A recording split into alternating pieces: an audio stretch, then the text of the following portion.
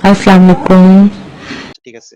আচ্ছা আসিফ ভাই, আমার একটা বিষয় জানার ছিল যে মানে আমার এটা আগ্রহ জানার জন্য যে আমি দেখলাম কিছু মানে বাংলাদেশের নাস্তিকবাদের উত্থান সম্পর্কে কিছু হিস্ট্রি পড়ে দেখে দেখলাম 2013 থেকে 15 সালের ওইদিকার কিছু ঘটনা যে অনেক নাস্তিকেরই নাম দেখলাম যারা লেখালেখি করছে, আপনার নামটাও আছে। তো আপনার উপরে একটা হামলাও হয়েছিল মেবি কোনো এক সালের জানুয়ারি মাসে, ওটাও দেওয়া আছে।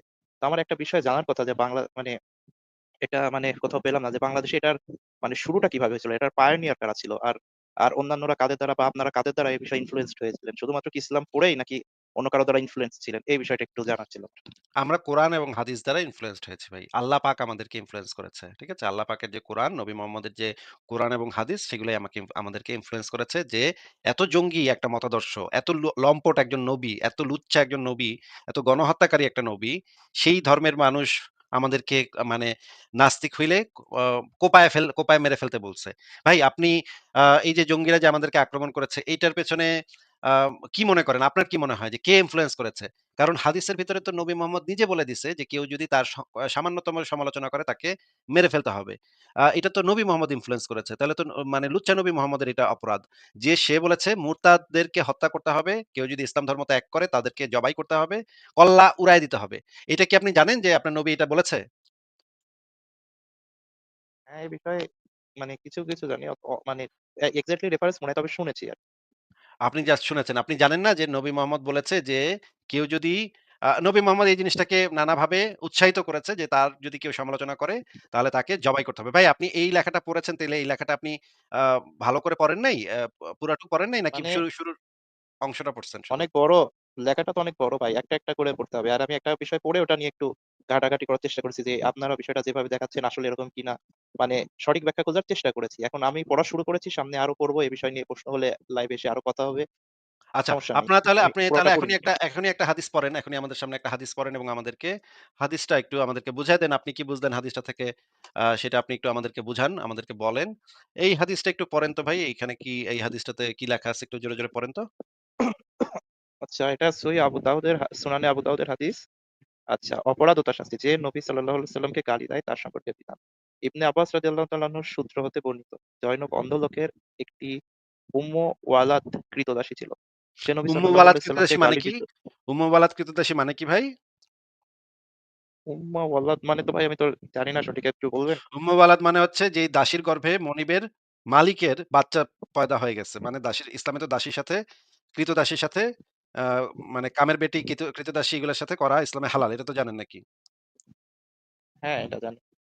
তাহলে এই যে মানে এই মুহাম্মদের একজন অন্ধ সাহাবী ছিল। সেই অন্ধ সাহাবীর একটা উম্মু ওয়ালাদ ছিল। মানে আ যেই দাসীর পেটে ওই বেটার বাচ্চা পয়দা হয়ে গেছে।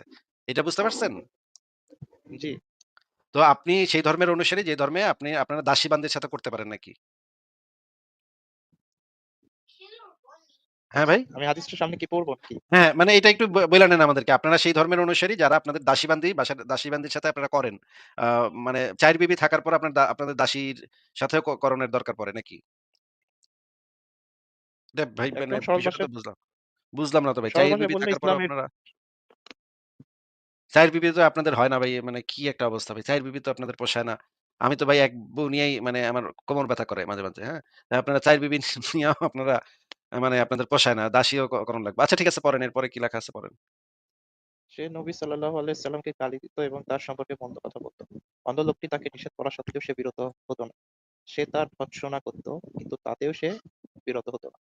এক রাতে সে আচ্ছা, যখন নবী তার মানে আমরা সাল্লাল্লাহু আলাইহি বুঝলাম যে ওই একজন মহিলা ছিল দাসী, ক্রীতদাসী যার পেটে মনিবের বাচ্চা হয়েছিল। সেই মহিলাটা মোহাম্মদ সম্পর্কে আজে-বাজে কথাবার্তা বলত। অনেক মহিলাই আছে, বাংলাদেশে অনেক মহিলা কাজের লোক-টোক আছে যারা একটু মুখ খারাপ। একটু কিছু বললেই তারা একটা ক্যাঁ, ক্যাঁ, ক্যাঁ, ক্যাঁ করে মানে হাউকাউ একটু গালিগালাজ করে, খারাপ ভাষা ব্যবহার করে। এরকম তো মহিলা আপনি দেখছেনই বাংলাদেশে নাকি? হ্যাঁ, অনেকেই তো আছে। এরকম মানে ওই যে দেখা যায় একটু মানে যারা একটু গরিব মহিলা তারা একটু এই ধরনের মুখ-টুক একটু খারাপ থাকে, একটু বাজে ভাষায় কথাবার্তা বলে। এরকম তো মহিলা বাংলাদেশে তো অভাব নাই। আপনার অভিজ্ঞতা তো নিশ্চয়ই আছে, আমার অভিজ্ঞতাতে অনেক মহিলা আছে এরকম যারা খুব মানে বাজে, বাজে কথাবার্তা বলে। আমরা এদেরকে একটু এড়ায় চলি। আমরা তো আর তাদেরকে মারতে যাই না, তাদেরকে একটু এড়ায় চলি। আচ্ছা ঠিক আছে আপা মাফ করে দেন। মাফ-টাফ চায় আমরা চইলা যাই এখান থেকে। বেশি গাটাই না এদেরকে। বেশি গাটাইলেই এরা গালি দিবে। নোংরা, নোংরা গালি দিবে। এইজন্য আমরা বেশি গাটাই না। তো এরকম একজন মহিলা ছিল। সেই মহিলা মোহাম্মদ সম্পর্কে বাজে কথা বলত। আচ্ছা ঠিক আছে এক রাতে এখান থেকে পড়েন এবার। এক রাতে সে যখন নবী সাল্লাল্লাহু আলাইহি সাল্লামকে গালি দিতে শুরু করলো এবং তার সম্পর্কে মন্দ কথা বলতে লাগলো, সে একটি একটি সে একটি ধারালো ছোরা নিয়ে তার পেটে ঢুকিয়ে তাতে চাপ দিয়ে তাকে হত্যা করলো। তার দু পায়ের মাঝখানে একটি শিশু পতিত হয়ে রক্তে রঞ্জিত হলো। আচ্ছা, আচ্ছা, কি বুঝলেন ভোরবেলা ভাই? কি বুঝলেন একটু বলেন তো এইটুকুর মানে কি? মেয়েটা প্রেগনেন্ট ছিল আর কি, হয়তো গর্ভে একটা শিশু ছিল। যেহেতু পেটের ভিতরে চাকু ঢোকায় চাপ দিছে, তখন মানে বাচ্চাটা আর কি মানে পেট থেকে বের হয়ে আসছে। আচ্ছা, পড়েন, পড়েন। ভোরবেলা নবী সাল্লাল্লাহু আলাইহি সাল্লাম ঘটনাটি অবহিত হলে লোকজনকে সমবেত করে বললেন, আমি আল্লাহর কসম করে বলছি, যে ব্যক্তি এ কাজ করেছে সে যদি হয়ে গেল না দাঁড়ায় তবে তার উপর আমার অধিকার আছে। এ কথা শুনে অন্ত লোকটি মানুষের ভিড় ঠেলে কাঁপতে কাঁপতে সামনে অগ্রসর হয়ে নবীজি সাল্লাল্লাহু আলাইহি সাল্লামের সামনে এসে বসে বলল, হে আল্লাহর রাসূল, আমি সেই নিহত দাসীর মনিব। সে আপনাকে গালাগালি করতো এবং আপনার সম্পর্কে অপমানজনক কথা বলতো। আমি নিষেধ করতাম কিন্তু সে বিরত হতো না। আমি তার মধ্যে দিতাম কিন্তু সে তাতেও বিরত হতো না। তার গর্ভজাত মুক্তার মতো আমার দুটি ছেলে আছে, আর সে আমার খুব প্রিয় পাত্রী ছিল। গত রাতে সে আপনাকে গালিগালাজ শুরু করে এবং আপনার সম্পর্কে অপমান করা লাগে। আমি তখন একটি ধারালো ছুরি নিয়ে তার পেটে স্থাপন করে তাতে চাপ দিয়ে তাকে হত্যা করে ফেলি। নবী সাল্লাল্লাহু আলাইহি ওয়াসাল্লাম বললেন, তোমরা সাক্ষী থাকো, তার রক্ত বৃথা গেল। আচ্ছা, এখানে তার রক্ত বৃথা গেল এই কথাটার মানে হইলো যে এই মহিলার কোনো বিচার হবে না। এই মহিলার কোনো বিচার-আচার নাই। এই মহিলার রক্তটা বৃথা। এই মহিলার রক্তের কোনো মূল্য নাই। সেটা আমি আপনাকে পরে আরো বের করে দেখাচ্ছি। এই সরাসরি বই থেকেও দেখেন। এখানে বলা হচ্ছে, "তোমরা সাক্ষী থাকো তার রক্ত বৃথা গেল।" এখানে যে জিনিসটা বলা আছে এটা আরো অন্য হাদিসেও আছে। আ এই যে দেখেন এখানে লাস্টে যেটা বলা আছে, "কিন্তু গতরাতে সে যখন পুনরায় আপনার সম্পর্কে কটূক্তি গালমন্দ করতে থাকে, আমি নিয়ন্ত্রণ হারিয়ে ফেলি। ছোরা দিয়ে পেটে প্রচন্ড আঘাত করে তাকে হত্যা করি।" তখন নবী সাল্লাল্লাহু আলাইহি ওয়াসাল্লাম বললেন, "তোমরা সাক্ষী থাকো ওই দাসী রক্ত ক্ষতিপূরণের অযোগ্য বা মূল্যহীন।" মানে ওই দাসীর রক্ত মূল্যহীন। এটা দেখা যাচ্ছে ভাই? হ্যাঁ, দেখা যাচ্ছে। আচ্ছা। আর এই হাদিসটাই অন্য জায়গাতে আছে যে, এ খুন বাতিল। এজন্য কোন খেসারত দিতে হবে না। নবী বলেছে, "এই খুনটা বাতিল, এইটার জন্য কোন খেসারত দিতে হবে না।" মানে এই খুনের কোন শাস্তি নাই। কেউ যদি নবীকে কটূক্তি করে, তাকে যদি কেউ হত্যা করে তাহলে তার কোন শাস্তি নাই। এটা মানে মানে এটা এই খুনটা ভালো খুন। ইসলামের দৃষ্টিতে এটা একটা ভালো খুন ছিল। মুহাম্মদ এটাকে অ্যাপ্রুভ করছে। এই খুনটাকে অ্যাপ্রুভ করছে। আচ্ছা, এই হাদিসটার অন্য আরেকটা ভার্সন দেখি। রাসূলুল্লাহ সাল্লাল্লাহু আলাইহি ওয়াসাল্লাম বলেছেন, "তোমরা সাক্ষী থাকো ওই দেশের রক্তের কোন বিনিময় নেই।" এই যে আমি এই ভিডিওটাও ছেড়ে দেখাতে পারি আপনাকে। এখানে এরা একই কথা বলছে, সবাই একই কথা বলছে যে এই হাদিসটাও বলছে এবং বলছে যে মুহাম্মদের সম্পর্কে যদি কেউ সামান্যতম কটূক্তিও করে, কেউ যদি সামান্যতম কটূক্তি আরেকটা দলিলে আছে ইমাম মালিক বলেছে, কেউ যদি নবী মুহাম্মদের জামার একটা বুতাম ছিল, এইটাও ময়লা বলে, যদি কেউ বলে যে নবীর জামার একটা বুতাম ময়লা ছিল একটু, এইটা বললেও তাকে সাথে, সাথে জবাই করে ফেলতে হবে। তার কোনো জীবন বেঁচে থাকার কোনো অধিকার তার নাই। তাকে যেই ধর্মেরই হোক তাকে মেরে ফেলতে হবে। এখন আপনার ধর্ম যদি এই শিক্ষা দেয় ভাই, তাহলে যেই মুমিনেরা আমাদেরকে জবাই করেছে বা আমাদের অন্য ব্লগারদেরকে জবাই করেছে, তারা কার কাছ থেকে অনুপ্রাণিত হয়ে এই কাজটা করেছে? কোরআন হাদিস থেকে। আর আচ্ছা। আর আমরা কার কাছ থেকে না মানে অনুপ্রাণিত হয়েছি? আমরাও কোরআন হাদিস থেকে। এই যে এই সমস্ত হাদিস যখন আমরা পড়েছি, কোরআনের আয়াত যখন আমরা পড়েছি, আমরা বুঝেছি নবী মোহাম্মদ কত বড় বদমাইশ, ইতর হারামি ছিল যে একটা মহিলাকে এইভাবে মেরে ফেলছে। কিভাবে এই মহিলাটাকে মেরে ফেলছে জাস্ট বিকজ ওই মহিলা মোহাম্মদকে গালি দিত। ভাই আমাদের প্রতিদিন আমাদের অনেক গালি শুনতে হয়। হাজার, হাজার মুমিন এসে আমাদের প্রোফাইলে আমাকে, আমার বউকে, আমার বাচ্চাকে, আমার যে বাচ্চা মাত্র জন্মাইছে সেই বাচ্চাকে পর্যন্ত গালিগালাজ করে দেয়।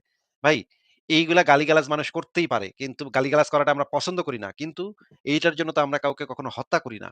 কিন্তু নবী মোহাম্মদ এই কাম করত, তাকে যদি কেউ সামান্যতম গালিগালাজও করত, সামান্যতম কটূক্তি করত, সামান্যতম বিরোধিতা পর্যন্ত করত, তাকে রাতের অন্ধকারে লোক পাঠায় নবী মোহাম্মদ এভাবে খুন করাইতো। অনেককে সে খুন করাইছে। তাহলে ভাই এই কাজগুলা তো এই বদমাইশ নবীর কারণেই তো এই সমস্ত ঘটনা ঘটতেছে নাকি? বুঝতে পারছি আপনার অভিযোগটা কোন জায়গায়। আচ্ছা, এটা নিয়ে অবশ্যই আমাকে একটু দেখতে হবে ঘাটাঘাটি করে। আপনার আপাত দৃষ্টিতে তো এটা এরকমই মনে হচ্ছে যে ঠিক না, তবে এর পিছনের বিষয়টা আর ব্যাখ্যা আমাকে একটু দেখতে হবে। আমি তো ভাই এখনই কোনো মন্তব্য করতে পারছি না। আমাকে অবশ্যই এটার আচ্ছা, ব্যাখ্যা দেখতে হবে। এটার ব্যাখ্যা মানে কি? ব্যাখ্যা মানেটা কি? বুঝলাম না তো কথাটা। এই কাজটা যদি নবী ছাড়া অন্য কেউ করত, ধরেন এখানে নবী নাই। এখানে আ মার্কিন প্রেসিডেন্ট ডোনাল্ড ট্রাম্প আছে। হ্যাঁ? তর্কের খাতিরে ধরেন এখানে আমরা মার্কিন প্রেসিডেন্ট এখানে লেখা আছে যে মার্কিন প্রেসিডেন্ট ডোনাল্ড ট্রাম্পকে গালি দেয় তার সম্পর্কিত বিধান। এক রাতে আমেরিকার একজন নাগরিক একজন মহিলা মানে ডোনাল্ড ট্রাম্পকে গালি দেয়া শুরু করলো এবং তার সম্পর্কে মন্দ কথা বলতে লাগলো। তখন ডোনাল্ড ট্রাম্পের এক অনুসারী তার পেটে ধারালো ছোরা ঢুকিয়ে তার পেটে চাপ দিয়ে হত্যা করলো এবং দুপায়ের মাঝখানে একটি শিশু পতিত হয়ে রক্তে রঞ্জিত হলো। এই একই ঘটনা যদি ডোনাল্ড ট্রাম্প সম্পর্কে আপনি পড়তেন একটা নিউজে, ভাই আপনি কি এটার ব্যাখ্যা খুঁজতে যাইতেন? নাকি আপনি বলতেন সাথে বলতেন যে, আয় হায়! এটা কি ভাই? ছি, ছি, ছি! ডোনাল্ড ট্রাম্প এত খারাপ লোক। সে এই রকমের একটা খুনকে অ্যাপ্রুভ করলো। এই রকমের একটা খুনের মানে সমর্থন করলো। এই রকমের একটা খুন হয়ে যাওয়ার পরে সে বলল যে, এই খুনের কোনো মূল্য নাই। ছি, ছি, ছি! ডোনাল্ড ট্রাম্প কত্ত খারাপ, এত্ত খারাপ। এটা কি আপনি বলতেন না ভাই? হ্যাঁ, অবশ্যই ফুয়াদ ভাই? বলতাম। তখন কি আপনি আগে হ্যাঁ, ব্যাখ্যা হ্যাঁ খুঁজতেন? বলতাম। না এটার কোনো নিশ্চয়ই একটা ব্যাখ্যা আছে। আমি ডোনাল্ড ট্রাম্পের একজন অনুসারীর কাছে গিয়ে ব্যাখ্যাটা জেনে নিতে হবে আমার। এর আগে তো বলতে পারছি না ভাই। যে ব্যাখ্যা আমি তো এখনই কিছু বলতে পারছি না। আমি তো আগে ডোনাল্ড ট্রাম্পের সাথে একটু কথা বলে আসি। ডোনাল্ড ট্রাম্প এই বিষয়ে কি বলে একটু দেখে আসি। ডোনাল্ড ট্রাম্পের কোনো অনুসারী তারে পাইলে একটু জিজ্ঞেস করব যে, "ভাই এটার কি ব্যাখ্যা থাকতে পারে বলেন?" তখন ওই ডোনাল্ড ট্রাম্পের অনুসারী দুনফুন দিয়ে আমারে যেই ব্যাখ্যা বুঝাই দিত আমি সেই ব্যাখ্যা ঠিকই তো। এটা বুইঝা চলে আইতাম। ভাই ডোনাল্ড ট্রাম্পের অনুসারী যদি কেউরে আপনি জিগান তে তো হে তো আপনারে এটার একটা গু মানে ধুনফুন ব্যাখ্যাই দিয়ে দিব নাকি? হ্যাঁ, অবশ্যই। মনে করেন শেখ হাসিনা যে মানে বাংলাদেশে যেই মানে খুনাখুনি করছে, শেখ হাসিনার অনুসারী কারোর কাছে যদি গিয়া জিজ্ঞেস করেন, এটার একটু ব্যাখ্যা দেন তো এই যে এতগুলা ছাত্ররা গুলি করে মারছে শেখ হাসিনার নির্দেশে।" ওই শেখ হাসিনার অনুসারী সে তো একটা ধুনফুন একটা ব্যাখ্যা দিয়েই দিব যে, "না এটার একটা দরকার ছিল, ওইটার একটা ইয়া ছিল, নইলে এটা খুব খারাপ হয়ে যেত।" এরকম একটা ব্যাখ্যা তো দিয়ে দিব নাকি? দুনফুন একটা ব্যাখ্যা তো যে কেউ যেকোনো সময় বিষয় দিতে পারে নাকি? মনে করেন আপনি ১,০০,০০০ হিটলারেও যদি আপনি এখন ধইরা আনেন, হিটলারও তো তার একটা মনে করেন একটা লোক রেপ করছে। রেপ কইরা সে মানে মেয়েটারে খুনও করছে। এখন ওইটারে যদি আপনি ধইরা আনেন যে, "ওই বেটা তুই তো ব্যাখ্যা দে। কি কেন করছস?" সেও তো একটা ব্যাখ্যা দিব আপনারে। কইব যে, "ওই মেয়েটা জামা-কাপড় ছোট ছিল এইজন্য দেইখা আমার উত্তেজনা হয়ে গেছে। এইজন্য আমি কইরা লাইছি। মেয়েটা বাইরে কেন? এত রাইতে ওই মেয়েটা ঘুরতাছিল কেন? মেয়েটারই তো দোষ। মেয়েটা আমারে উত্তেজিত করছে।" এরকম তো একটা ধুনফুন ব্যাখ্যা দিবই নাকি মেয়েটা? ওই মানে ধর্ষকটা নাকি দিব না? হ্যাঁ, দিবেই তো। না তো হলে তো সবাই তো উপায় নাই। যেকোনো আকাম দিতে তো আ হবেই। কেউ আকাম করলে সেটার তো একটা ধুনফুন ব্যাখ্যা সে তো বানাইবই। মানে তার তো ব্যাখ্যা দিতেই হইব। আপনিও তো ভাই একটা খুন করতে গিয়া খুন কইরা ধরা খাইলে আপনিও তো উকিলের কাছে গিয়া বা কোর্টে গিয়ে একটা ধুনফুন ব্যাখ্যা দিবেন। কিন্তু তাতে তো এই ঘটনাটা তো উল্টায় যাবে না যে একটা মানুষকে মানে হত্যা করা হইলো মোহাম্মদের সাহাবী। কারণ কি? কারণ হইতেছে মহিলা মুখ খারাপ ছিল, মহিলা গালি দিত। বাজে কথা বলত। এটা তো ভাই একটা সিম্পল বিষয়। হ্যাঁ, এটা আমরা পছন্দ করি না, গালি দেয়া আমরা পছন্দ করি না। কিন্তু এটা তো এমন মাইরা ফেলার মতো তো বিষয় না ভাই। একটু ধমক দেয়া মানে ধমক দিলেই হইতো বা একটু তাকে মানে যদি ধমকেও কাজ না হইতো তাহলে তারে আ মানে চলে যেতে বলা যেত যে, "যাওগা তুমি বাসা থেকে যাওগা। তোমার এই চিল্লাপাল্লা আমার শুনতে ভাল লাগে না। যাওগা, বাসা থেকে যাওগা।" ভাই এরকম তো কিছু করা যেত। এরকম মাইরা ফেলবে কেন ভাই? আর এটার কি ব্যাখ্যা আপনি আনবেন? এটা যদি অন্য কারো ক্ষেত্রে হইতো তাহলে তো আপনি ব্যাখ্যা আনতে যাইতেন না ভাই। তখন তো ঘাড়ের উপরে কইতেন যে, "এটা খারাপ কাজ, ঘটনা খারাপ। এটা তো বিশ্রী কাজ একটা হইছে।" নবী মোহাম্মদের বেলায় কেন আপনি খালি ব্যাখ্যা আপনার ব্যাখ্যা লাগবো?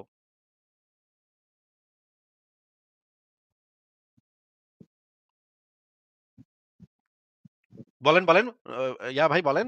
জাস্ট বিকজ আপনার ধর্মটা আপনার ছোটকাল থেকে ইসলাম ধর্মে দিয়া মানে বড় করছে এইজন্য নবী মোহাম্মদের যত আকাম-কুকাম আছে সবটি মানে বুঝতে হইলে আপনার ব্যাখ্যা লাগবে নাকি? বাদবাকি সবার ক্ষেত্রে আর ব্যাখ্যা লাগবে না। আপনি তখন বুঝে যাবেন যে কামটা খারাপ ছিল নাকি।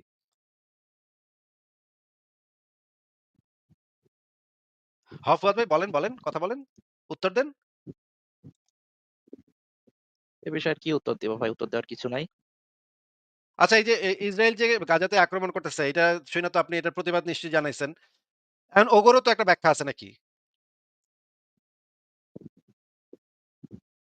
ব্যাখ্যা ওগর ওরা ব্যাখ্যা যে তো আছে, মানে ব্যাখ্যা তো দেয়। হামাস আছে, ওখানে হামাস হ্যাঁ। লুকায় আছে, হামাস মারতেছে, এজন্য হ্যাঁ, মারছে। তাহলে ব্যাখ্যা তো তো ওরাও একটা দিচ্ছে। ব্যাখ্যা দিতেছে। তাইলে তো এটাতে কোনো সমস্যা নাই তো। ব্যাখ্যা তো দিতাছি, অসুবিধা কি?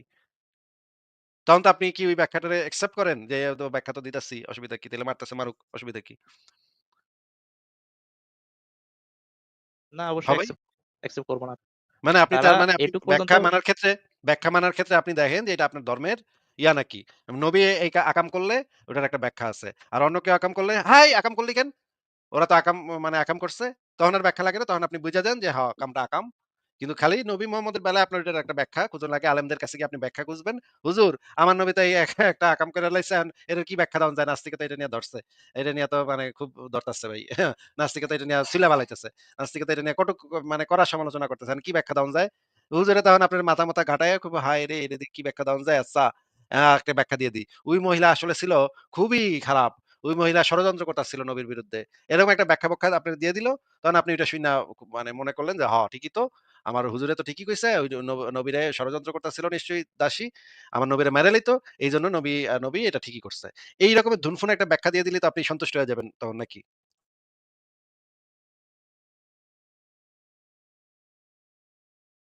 ফুয়াদ ভাই বলেন, বলেন। কি আর বলবো ভাই, এটা তো মানে আমি বলার কোনো ভাষা পাচ্ছি না। কি বলবো আপনাকে? তো এরকম তো ঘটনা অনেকগুলা আছে ভাই। অনেকগুলা ঘটনাতে এরকম দেখা যাচ্ছে মোহাম্মদ এভাবে মানুষকে নিজে লোক পাঠায় মারতেছে বা মানুষের কাটা মাথা নিয়া মোহাম্মদের কাছে আইসা মোহাম্মদের আবার উপহার দিতেছে। মোহাম্মদ আবার কাটা মাথা দেখে কইতেছে, "বাহ! মাশাআল্লাহ। আল্লাহ তোমার মানে মঙ্গল করবে।" ভাই এগুলা কি রে ভাই? মানে কাটা একটা মানুষের কাটা মাথা নিয়ে আইসা মোহাম্মদরে দিতেছে। মোহাম্মদ আবার এটা দেখে খুশি হইতেছে। এগুলা ভাই কি ভাই? এগুলা কি বর্বরতা? এগুলা এত মানে সাইকো সিনেমার ভিতরে এগুলা দেখা যায়। সাইকোপ্যাথ সিনেমার ভিতরে এগুলা দেখা যায় মাথা কাইটা আইনা একজনের আরেকজনের গিফট করে। ভাই এই কি বিভৎস ব্যাপার-স্যাপার! আপনি কি জানেন যে মোহাম্মদের কাছে যে কাটা মাথা আইনা উপহার দিত মোহাম্মদরে তার সাহাবীরা? না, এগুলা হাদিস দেখতে হবে ভাই। অত তো হাদিস পড়ি নাই, জেনারেলের স্টুডেন্ট। এই টুকটাক যা পড়া আরকি। এই যে মনে করেন এই হাদিস দেইখা তো আপনার তো এখন ব্যাখ্যা লাগবো ভাই। এটা তো এখন বলন যাইব না। ব্যাখ্যাটা তখন লাগবে আমাকে হুজুরের কাছে গিয়ে আমি একটু ব্যাখ্যা লইয়া আহি। হুজুর, এই যে আমার নবীর সামনে নাকি কাটা মাথা নিয়া শত্রুর কাটা মাথা আইনা দিত। তখন নাকি নবী খুশি হইতো কাটা মাথা দেইখা। তখন হুজুর আপনার দুনফুন একটা ব্যাখ্যা দেয়। আরে না ওইটা তো অনেক শয়তান ছিল ওই কাফেরটা। কাফেরটারে এইজন্য মাইরা এইজন্য মাথা কাইটা নিয়ে আসছিল। তখন আপনি ও আচ্ছা ভালো ব্যাখ্যা দিছেন তো হুজুর। সন্তুষ্ট হইলাম। খুবই সন্তুষ্ট হইলাম। যাই নাস্তিকের কাছে গিয়া বইলা আসি। ভাই এই ব্যাখ্যা দিয়ে কি লাভ হবে? এই সমস্ত দুনফুন ব্যাখ্যা দিয়ে কি আপনার মনে হয় এগুলা জাস্টিফাই হয়? আ ব্যাখ্যা ভাই যা তা ব্যাখ্যা দিলে তো ওটা আমার কাছে নিজেরও মন থেকে অ্যাকসেপ্টেবল মনে হয়। এখন ভাই মানে যে হাদিসগুলা দেখেন, আমি মুখে যতই বলি, এখন আধুনিক আইন থেকে আর প্রত্যেকটা মানুষেরই বিবেক আছে। মনের ভিতর তো একটু তো সংশয় থেকেই যায়, তাই না? যথেষ্ট ব্যাখ্যা না হলে তো হয় না। কারণ এই হাদিস তো আপনারা মুসলিম অবস্থায় পড়ছেন, এই অবস্থায় পড়েই তো আজকে এই এখানে আসছে। তো অবশ্যই আপনাদের ভিতরে ইয়ে ছিল। ঠিক আছে আমরাও ব্যাখ্যা খুঁজেছি। আমরাও শুরুর দিকে ব্যাখ্যা খুঁজেছি। কিন্তু দেখছি যে যেই সমস্ত ব্যাখ্যা দিতেছে এই সমস্ত সুনাহাগা মুমিনেরা, হুজুরেরা, আলেমেরা এই ব্যাখ্যা তো অ্যাকসেপ্টেবল না ভাই। এই একটা মহিলাকে এইভাবে পেটে ছুরি মাইরা, মাইরা ফেলা মানে তাও আবার উম্মে ওয়ালা ২ মানে সাহাবীর উম্মে ওয়ালা ছিল। মানে সন্তানের মা। ভাই সন্তানের মায়ের প্রতি মানুষের আলাদা ভালোবাসা থাকে, আলাদা থাকে, মমতা থাকে। হ্যাঁ? মানে সন্তানের মা এরে পর্যন্ত মাইরা ফেলতেছে এইভাবে। ভাই এগুলা তো মানে কল্পনা করা যায় না। এগুলো তো এত বর্বরতা এগুলো তো কল্পনা করা যায় না। আমরা এই জিনিসগুলা এটা তো আপনারা কমই জিনিস দেখাইছি। এর থেকে আরো ভয়ংকর, ভয়ংকর মানে কোরআনের আয়াত আছে, হাদিস আছে, সিরাত আছে, তাফসির আছে। কি সমস্ত ভয়ংকর একটু আগে একটা দেখাইলাম খালিদ বিন ওয়ালিদ কিভাবে একটা মুসলিমের মাথা কাইটা রান্না করছে। তার মাথাটা এই যে ৩ টা পাথর লাগে তো রান্নার বড় মানে পাতিল বসাইতে ৩ টা পাথর লাগে। ২ টা পাথর বসাইছে আর ওই যে যেই মুসলিমের মাথা কাটছে সেই মুসলিমের মাথাটা ওইখানে রাখছে ৩ নাম্বার পাথরের জায়গায়। এইটা দিয়ে সে রান্না করছে। পুরা রান্না করে খাইছে। ভাই একেবারে সাইকো সিনেমা, একেবারে সাইকোপ্যাথ সিনেমা। এগুলা যখন আমরা পড়ছি, তখন তো এই ধর্মে থাকা সম্ভব না তো। এটা তো ভাই মানে বিরাট অমানবিক ব্যাপার হয়ে যাবে। যদি আমরা এই ধর্মের ভিতরে তাও বইসা থাকতাম, তাহলে তো এটা নিজের কাছেই তো নিজে জান্নাতের লোভে যদি আমরা এই সমস্ত অমানবিকতাকে আমরা ইগনোর করতাম, তাইলে তো আমরা অনেক ভালো থাকতে পারতাম। বাংলাদেশে অনেক শোনেন ভাই, আমার ইসলাম সম্পর্কে যেই পরিমাণ জ্ঞান আছে, আপনার কি মনে হয় ফুয়াদ ভাই? আমার ইসলাম সম্পর্কে যেই পরিমাণ জ্ঞান আছে, আমি কি যেকোনো হুজুরের থেকে কম ইসলাম জানি? কি মনে হয় আপনার? কোন তো ভাই? না, না ভাই, আপনার লেখা যত পড়ি, আপনার তো ওয়েবসাইটে অলমোস্ট সব লেখা তো আপনি নিজেই লিখছেন। এত মানে কত, কত বই আনছে, যেগুলা বইয়ের তো আমি ভাই নামও জানি না। আর না জানাটাই স্বাভাবিক, জেনারেল স্টুডেন্ট। তো অবশ্যই আপনি এই বিষয় নিয়ে গভীর পড়াশোনা করছেন, ইয়ে করছেন, এবং আপনার মানে এটা জানা হইছে। কিন্তু ভাই আমারও একটা মানে না, না প্রশ্ন এই জাগে, এটা জিনিসটা এখন একটু রাগ বলেন। করবেন কিনা। আর এইজন্য আমি আমারই যদি আসে যে ভাই, আমি যদি ভাই মানে একটু আরবি-টারবি কথাবার্তা বইলা, আরবি তো এত কঠিন কিছু না। আরবি ভাষাতে কথা বলা এত কঠিন কিছু না।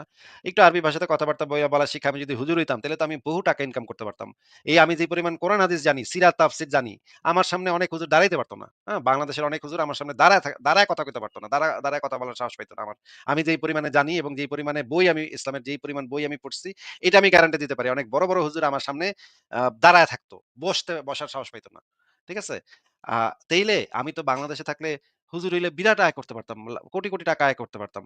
কিন্তু এই জিনিসগুলা আমরা মানে মন থেকে আমরা কখনো এই জিনিসগুলাকে একসেপ্ট করতে পারি না। এটা নিজের কাছে নিজেরাই অপরাধী হয়ে যাব যদি আমরা এই জিনিসগুলা দেইখাও না দেখার ভান করি। হ্যাঁ, বলেন আপনার কি প্রশ্ন আছে বলেন?